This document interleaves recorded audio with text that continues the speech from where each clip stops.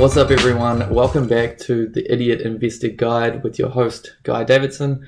Today I'm going to be taking you through episode 2 of my Sharesies Portfolio journey. What we're going to look through is how successful my portfolio is performing, what changes I've made to how I'm investing already, and I want to cover off an investment strategy called the Barbell Investment Strategy.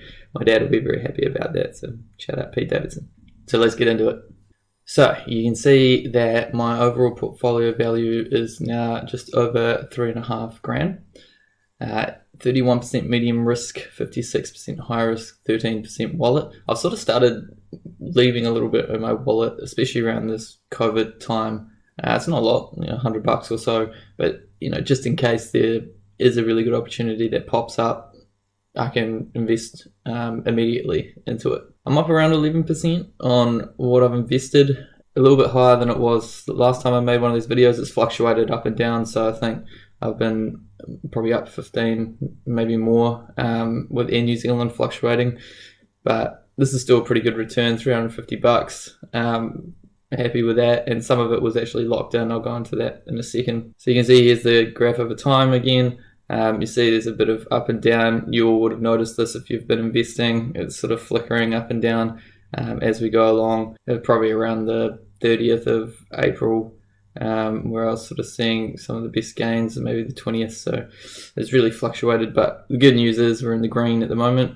Will that go down again? Nobody actually knows, but possibly, quite possibly. I'm not entirely sure. It's crazy that it has sort of kept going up for now, so who knows, but it doesn't matter. We'll just keep investing away as we go along.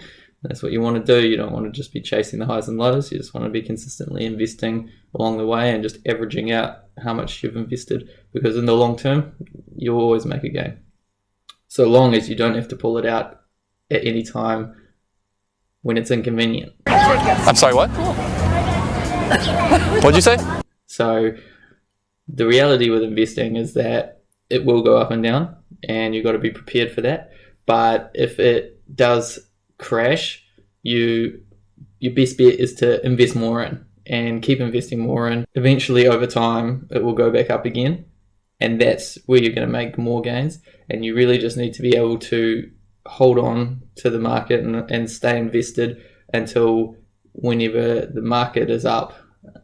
If you want to stop investing, if you're forced to stop investing and pull your money out, it could be at a really bad time when the market's just crashed. Like, for example, if you had to pull your money out just as COVID hit because you needed to pay bills or you'd lost your job or something, then that's when you realize your loss and you actually lock it in.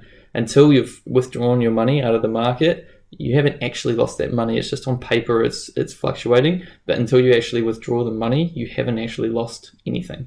So it's better to keep it in, ride out the low, get back to the highs, and that's when, if you need to or if you want to, you can pull your money out and realize the gain. So a big part of what I wanted to talk about today is balancing the barbell.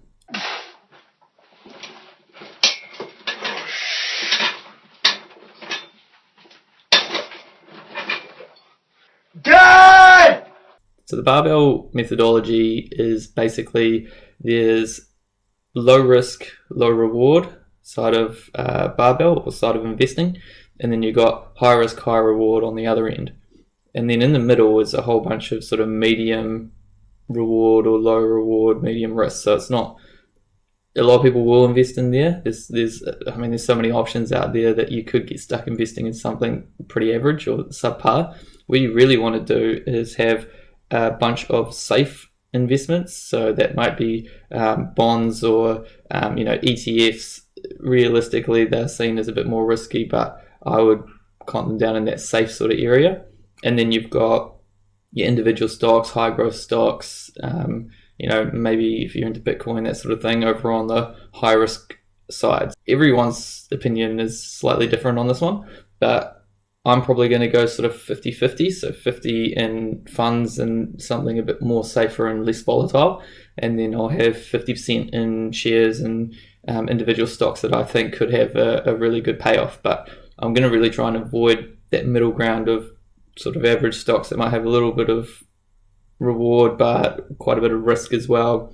You're better just to go for an ETF, and then for some ridiculous plays with a bit less money over this side that if it doesn't play out, it's not a big chunk of your money. If it does play out, you make a huge gain off it. So looking at what I've done, I'm actually about 50% ETFs, 50% shares now in my Sharesies portfolio, which is a huge difference from, I think last time I was about 80% in individual stocks. So I've made a big shift there. The last few investments I've made have purely been into these ETFs. I've added the emerging markets fund into here. I wasn't super excited about the trajectory that it had been on, but a lot of people much smarter than myself are investing in the emerging markets fund. I think it's one of those ones where you got your powers like China and stuff like that are coming through. There will potentially be more. It's kind of a gamble for me. I'm a bit of an idiot when it comes to investing. I'm just sort of saying, okay, well, I got my New Zealand, I've got my US. Let's have a dabble with the emerging markets in case someone blows up in that area of the world. See how that plays out.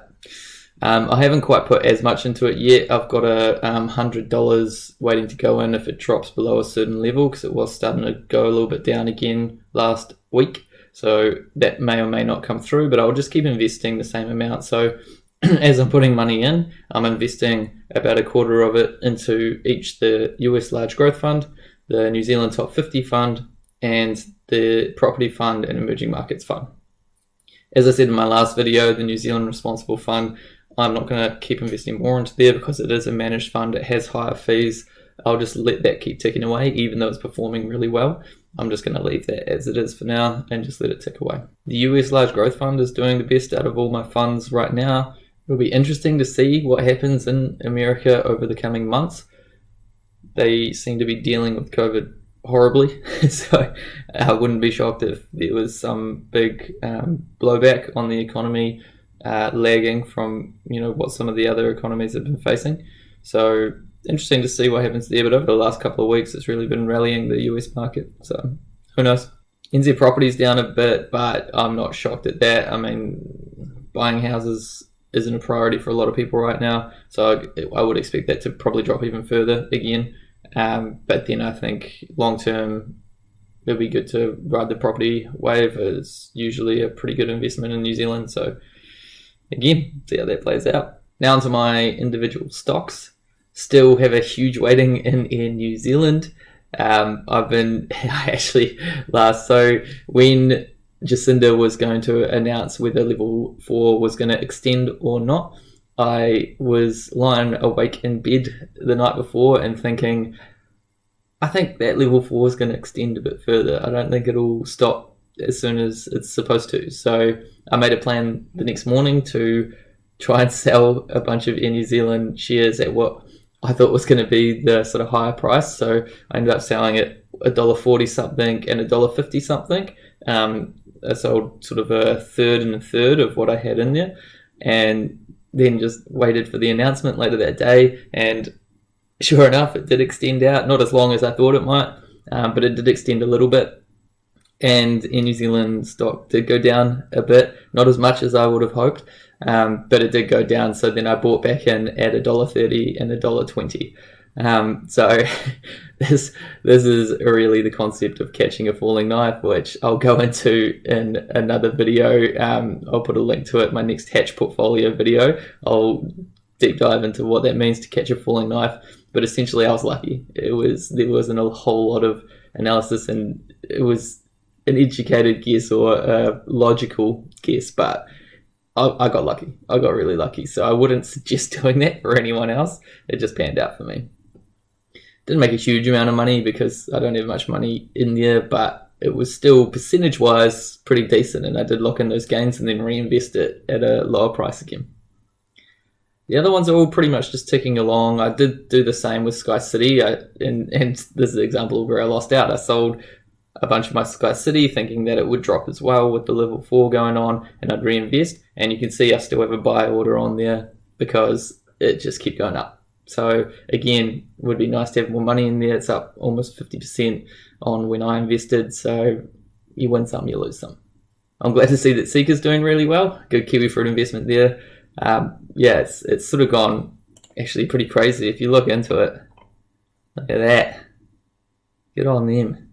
And so actually, if you go to look at the past 5 years, they were sitting up really high before sort of the PSA disease and everything went through, but they've rallied very well, almost up to what they were up to previously. And the demand for kiwi fruit's been really higher globally because of COVID. Actually, kind of driven it with everyone wanting vitamin C and healthy fruit and things like that. So the hard part for them is having enough labour supply to pick all the fruit and everything. So good on them. Good on you, Sika. So that's it for Sharesies Portfolio number 2. Like, subscribe, drop some comments. I am really enjoying the comments actually that are coming out. So any questions that you have for me or any advice, loving the interaction, and let's try and grow that out a bit more. So until next time, we'll catch you on the channel. Watch out for my Hatch Portfolio number 2 coming out soon, and I'll be doing a Hatch versus Sharesies analysis and which one is the better one to invest in. Catch ya.